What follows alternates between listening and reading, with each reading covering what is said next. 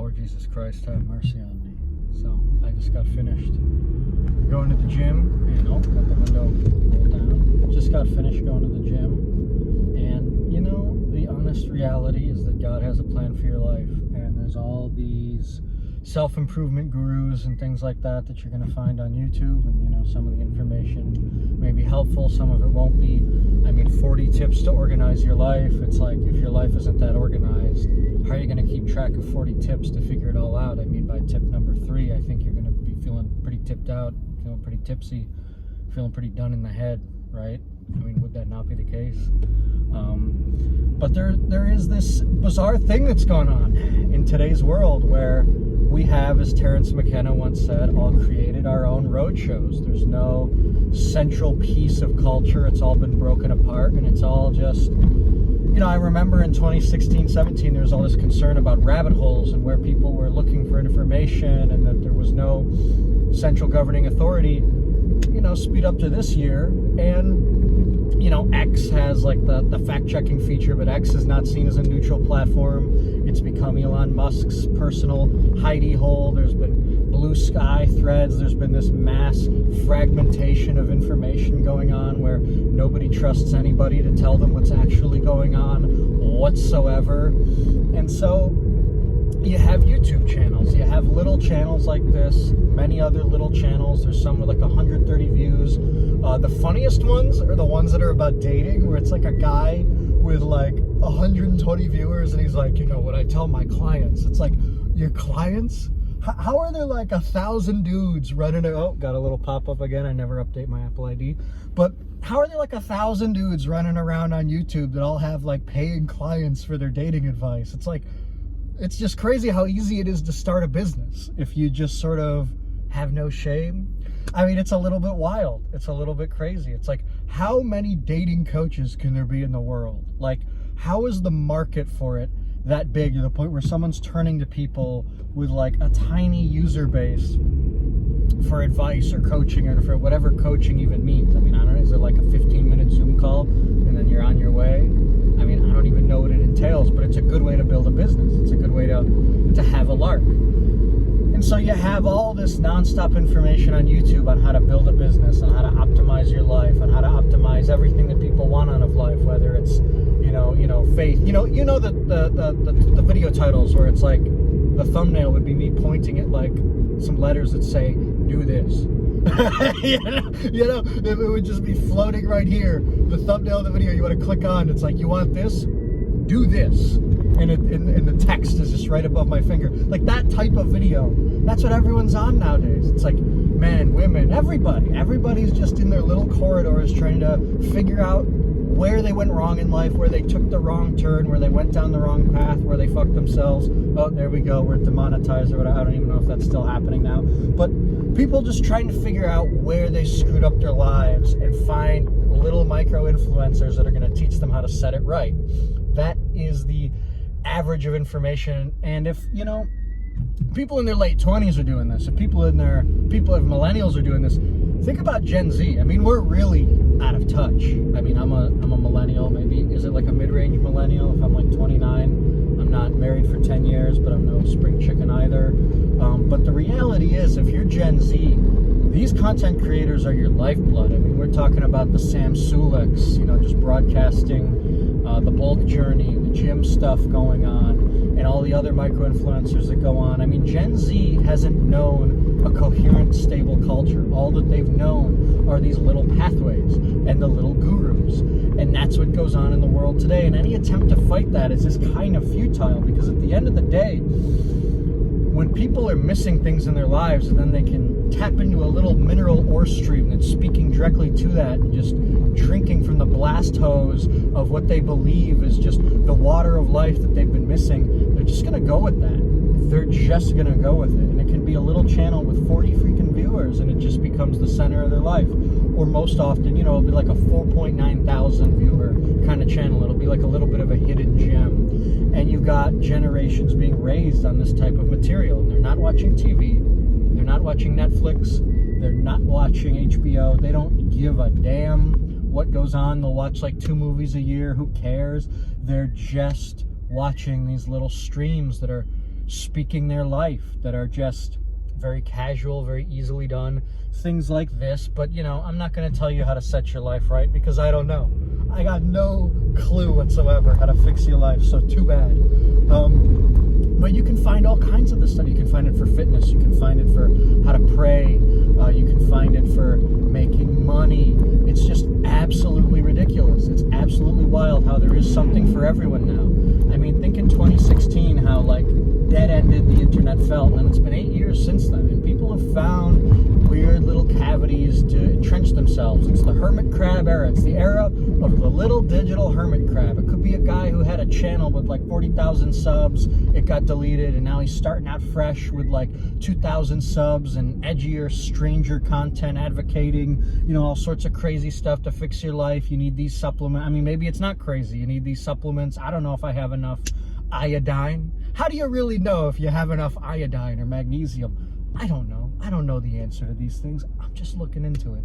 But the reality is that these people are fulfilling a deep and profound market need for someone speaking directly to the needs of people with expertise in a very narrow way, and that's been very missing in broad culture, and it's very missing in intellectual arguments and all this crap that runs around in politics, history, religion, because at the end of the day, people feel like they're being left behind. They feel like the train left the station and they didn't get on it. They feel like Tony Soprano, season 1, episode 1, where he says, I just feel like I'm coming in at the end of things.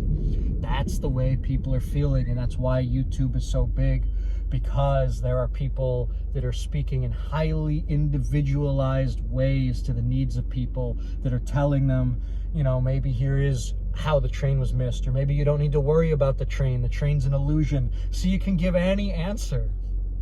There's many different answers to these things, and you can offer whatever it is that your product is offering, and it is just a product at the end of the day, and it's up to people to implement it in their lives and do it. And I mean, what's the danger of this stuff is the medium is the message. It doesn't really seem like implementation oriented. It's oriented to kind of just have you watch the next thing, and that's what goes on. You know, you watch something, you feel better, you're like, oh, here's these things that I can do to organize my workspace. Wow, I'm really gonna change things around. And then there's another video topic that's addressing another part of life that's just so like, wow, that's what I need at this moment. I'm going to watch that now. And then now you've absorbed so much information. I mean, there's no way to implement all of it. It's just sort of going by the wayside. And it's the information retention that's really dipping. That's the thing that you notice. That's the thing that gets you. That you watch something, you read something, and it just sort of goes in one ear and out the other, and that's very deadly, and that's very unproductive, and that's very unhelpful, because amor fati, love of fate, amor mundi, love of the world, that's what it's all about. Like, if you don't have a good memory, you don't love the world, you're just sort of letting it drift you by.